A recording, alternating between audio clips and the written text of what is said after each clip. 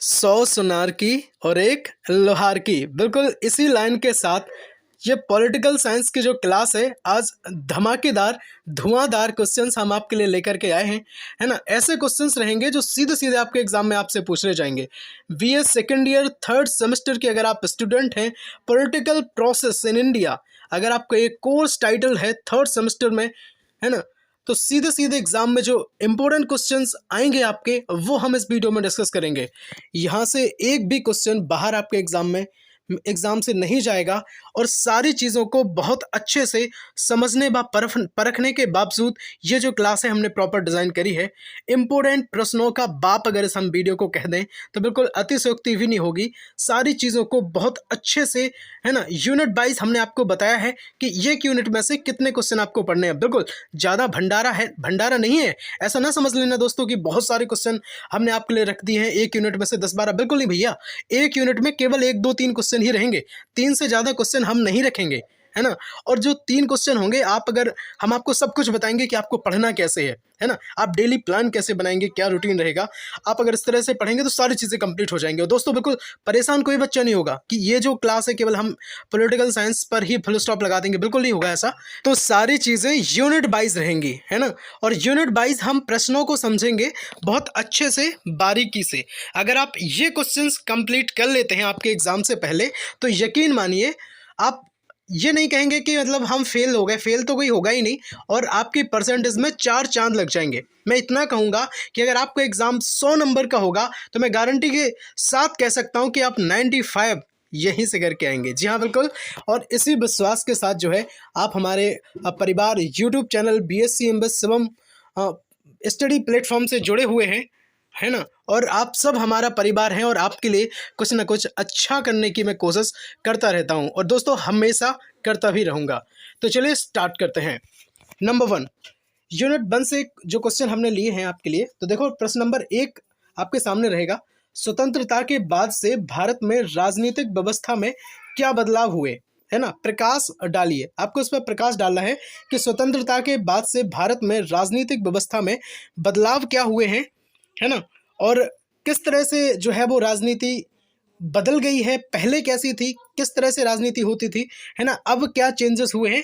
ये सब चीज़ें जो है इस क्वेश्चन के माध्यम से आपसे वो पूछ सकते हैं। आप लिख जरूर लेना, अपनी कॉपी में लिखना बेहद जरूरी है।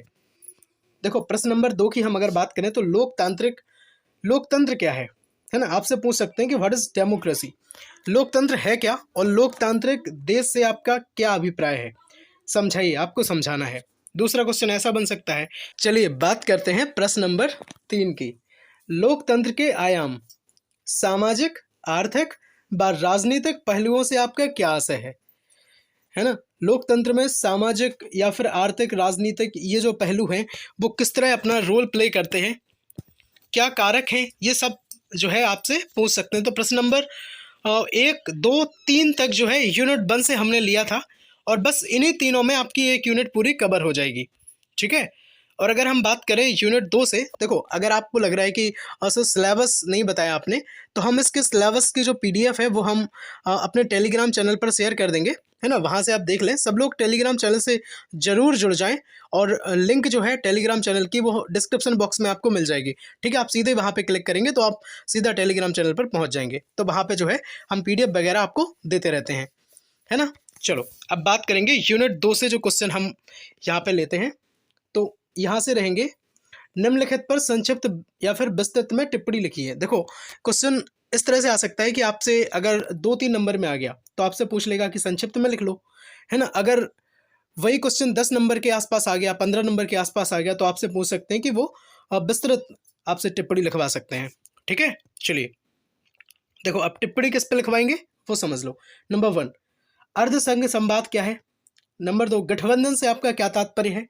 नंबर 3 आपसे पूछ सकते हैं राजनीतिक दल से आपका क्या आशय है, इस पर प्रकाश आप डाल सकते हैं। और चौथा आपसे पूछ सकते हैं भारत में दलीय व्यवस्था क्या है, इसके संबंध में आपसे पूछा जा सकता है, ठीक। तो यूनिट 2 से केवल एक ही क्वेश्चन हमने लिया है, और गारंटी है इस बात की, है ना, 100% गारंटी है दोस्तों कि यहाँ से जो क्वेश्चन बाहर नहीं जाएगा। यूनिट 2 से अगर पूछा जाएगा तो यहीं से पूछ लेंगे आपसे, ठीक है। और बाकी आप सिलेबस मैच कर लेना। चलो, और बहुत जल्द जो है राजनीति विज्ञान के साथ साथ हम आपको क्या करेंगे, हिंदी की है ना, गृह विज्ञान और इतिहास, और जो भी आपके सब्जेक्ट हैं, चाहे फिलॉसफी हो या एजुकेशन हो, आप हमें बता देना। हम उसकी भी इंपॉर्टेंट क्वेश्चंस का जो संग्रह है वो हम आपको डाल देंगे, बिल्कुल ऐसे क्वेश्चंस जो आपके एग्जाम में सीधे सीधे आपसे पूछ ले जाए। ठीक है, हिंदी हो या फिर जो भी आपके सब्जेक्ट हैं सबके डाल देंगे। ठीक है, अब बात करेंगे यूनिट 3 से। देख लो, प्रश्न नंबर 5 आपके लिए रहेगा। देखो, क्वेश्चंस हमने ऐसे ही नंबर 1 नंबर 2 वाइज लिए हैं, पर जो अगर एक यूनिट से देखा जाए तो मोस्टली 2 या 3 क्वेश्चन ही हैं। यूनिट 3 से अगर क्वेश्चन आएगा तो कैसा आएगा? देखो, भारतीय संविधान संशोधन, 73वां संविधान संशोधन और 74वां संविधान संशोधन पर प्रकाश डालिए। ठीक है, ये आ सकता है। क्या स्थानीय या शहरी स्वशासन से जो है वो संबंधित है 73वां और 74वां संविधान संशोधन? सब लोग कमेंट करके बता दो जरा, है ना, कमेंट करके सब बता देंगे।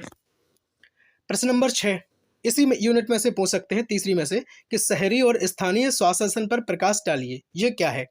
ठीक है, तो आपसे ये संक्षिप्त में भी पूछ सकते हैं और विस्तृत में भी पूछ सकते हैं। और अगर आप कहें कि आपको ये इन सारे क्वेश्चंस का सॉल्यूशन चाहिए तो आप हमें बताना, तो फिर हम कोशिश करेंगे तो रोज के एक एक दो दो यूनिट कवर कर देंगे। तो इस तरह से 5-6 क्लासेस में जो है आपकी ये पूरी, है ना, राजनीति विज्ञान के सारे क्वेश्चंस कंप्लीट हो जाएंगे। चलो, और टेंशन बिल्कुल कोई भी बच्चा नहीं लेगा, है ना। आप बहुत ज़्यादा टेंशन लेते हैं, तो हमने आपके टेंशन को कम करने के लिए ही ये जो है अपना परिवार BSc MS Shivam study platform तैयार किया है ना। इसके माध्यम से सभी बच्चों की टेंशन गायब हो जाती हैं, है ना, बिल्कुल जादू हो जाता है सब। यूनिट 4 की अगर बात करेंगे, देखो प्रश्न नंबर 7 आपकी स्क्रीन पर रहेगा। यूनिट 4 से क्वेश्चन है। अगर यूनिट 4 से बनेगा तो कहाँ से बनेगा? देखो, चुनाव मतदान से संबंधित क्वेश्चन यूनिट 4 से बनेंगे। अब कैसा बनेगा देख लो यहाँ पे। भारत की राजनीति में मतदान व्यवहार को प्रभावित करने वाले कारकों पर प्रकाश डालिए, है ना। भारत की राजनीति में मतदान व्यवहार को जो कारक प्रभावित करते हैं उन पर प्रकाश डालना है। अब क्या कारक प्रभावित करते हैं? नीचे देखो, हमने प्रश्न नंबर 8 में लिया है। क्या लिया है? देखो, सबसे पहले तो आपसे ये पूछ सकते हैं कि मतदान व्यवहार क्या है ना। आपसे ये पूछ सकते हैं कि मतदान व्यवहार क्या है, बता दो।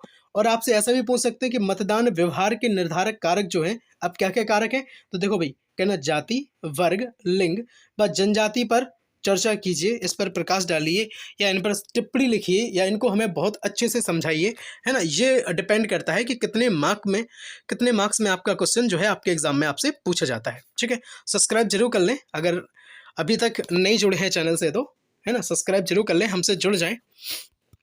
यूनिट 5 से अगर हम बात करें, जो क्वेश्चंस आएंगे, बिल्कुल अगर आपको वीडियो थोड़ा सा फास्ट लग रहा हो तो रोक रोक करके चीज़ें अपनी कॉपी में लिख लें, लेकिन लिख जरूर लेना, है ना। चलिए, प्रश्न नंबर 9 की अगर बात करेंगे तो भारतीय राजनीति में धर्म की क्या भूमिका है? देखो, यहाँ से जो क्वेश्चन है आपके यूनिट 5 से, तो वो कहीं ना कहीं धर्म से जो राजनीति है उससे संबंधित है। धर्मनिरपेक्ष या पंथ निरपेक्ष क्या है, धर्मनिरपेक्षता क्या है ना, ये सब चीज़ों से संबंधित है। तो क्वेश्चन नंबर 9 जो है हमने आपको बता दिया है। अगर 10 की हम बात करें, देखो आपकी स्क्रीन पर रहेगा कि धर्मनिरपेक्ष या पंथ निरपेक्ष का क्या अर्थ है, आप बताइए। अच्छा, कमेंट करके आप बता दो हमें, क्या धर्मनिरपेक्ष या पंथ निरपेक्ष में कुछ डिफरेंस है, क्या अंतर है कुछ? अगर अंतर है, आपको लगता है, तो आप हमें कमेंट करके जरूर बताना। हम आपकी कमेंट पढ़ते हैं, बहुत केयरफुली पढ़ते हैं और उनका रिप्लाई भी करते हैं।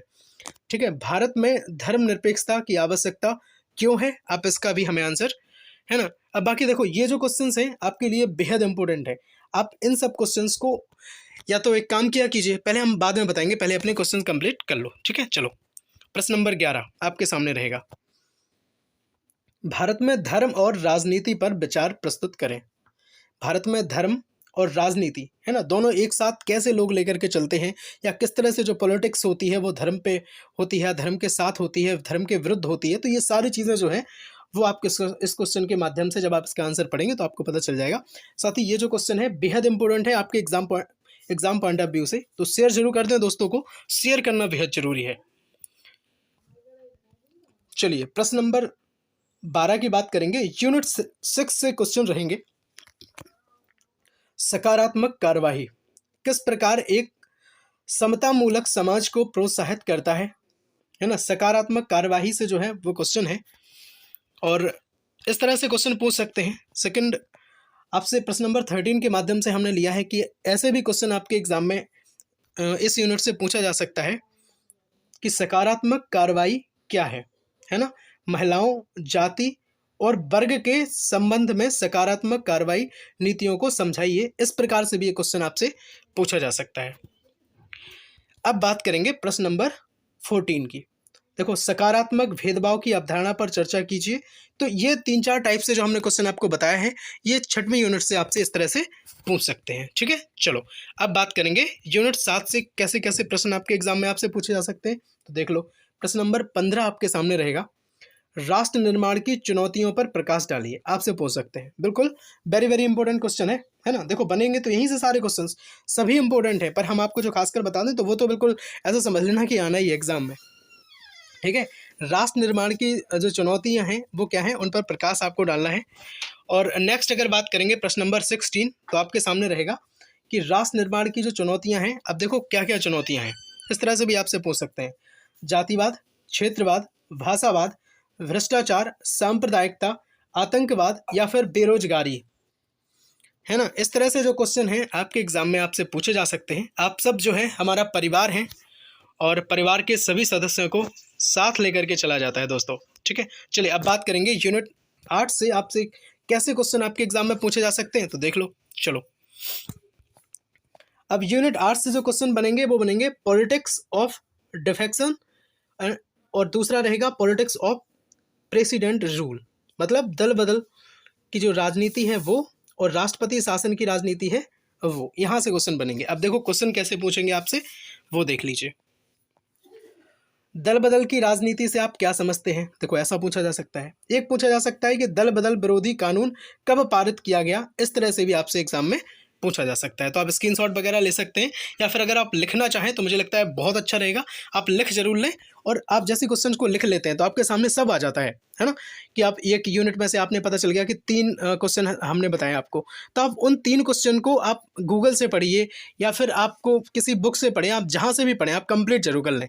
और वो 3 क्वेश्चन अगर आप कंप्लीट कर लेते हैं तो समझ लीजिए कि आपके एक यूनिट कंप्लीट हो जाती है ना। चलो, अब हम आपको एक बात और बताना चाहेंगे कि जो आपके BA BSc VCom 3rd semester, या फिर अगर हम बात करें ह्यूमन वैल्यू, है ना, ये फाइनल ईयर का भी जो है वो सब्जेक्ट रहता है। ह्यूमन वैल्यू इन्वायरमेंटल स्टडीज़ आपका जो सब्जेक्ट है वो माइनर सब्जेक्ट है, इसकी क्लास हम आपको देते हैं, बहुत अच्छे से सारी चीज़ों को कंप्लीट भी करवाते हैं। बिल्कुल आप देख सकते हैं, और प्लेलिस्ट जो है वो बनी हुई है, आप प्लेलिस्ट जरूर विजिट कर लें। टूर गाइड ये आपका माइनर सब्जेक्ट है, और ये आपकी परसेंटेज में 4 चांद लगाने वाला सब्जेक्ट है। बिल्कुल, है ना। NCC हुआ, मल्टीमीडिया हुआ, या फिर टूर गाइड की हम बात करते हैं, तो इन सभी जो सब्जेक्ट की क्लासेस जो है अपने चैनल पर मिलती हैं, और हम सारी चीज़ों को बहुत अच्छे से समझ करके आपको वैसे क्वेश्चन प्रोवाइड करवाते हैं जो सीधे सीधे आपके एग्जाम में पूछे जाते हैं। अगर आप चैनल पर नए हैं, है ना, और अगर आपने हमसे पहले पढ़ा है तो आपको पता होगा इस बात का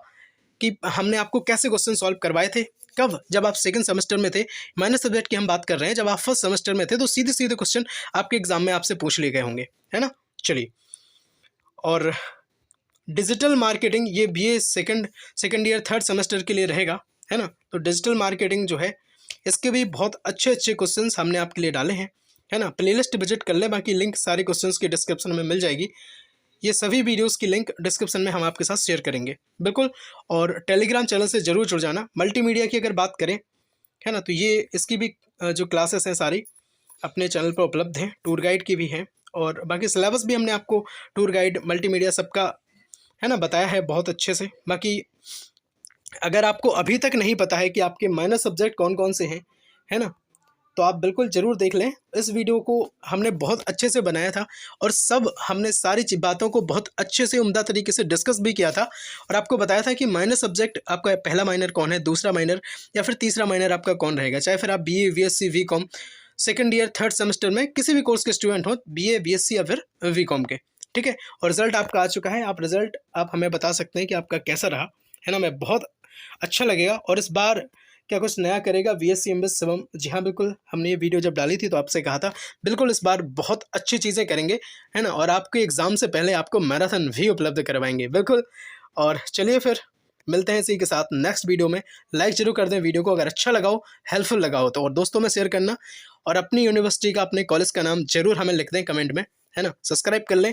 अपने परिवार VSC एमबीएस शिवम को, जो बात करता है राष्ट्र हित में, देश हित में फ्री शिक्षा की, बेल आइकन को प्रेस कर दें ताकि हम जो भी वीडियो डालें आप तक पहुंच जाए, है ना। और नेक्स्ट क्लास जो है आप किस सब्जेक्ट की चाहते हैं आप हमें कमेंट में जरूर बताना। मिलते हैं बहुत जल्द अगली क्लास में, तब तक के लिए जय हिंद, वंदे मातरम, भारत माता की जय।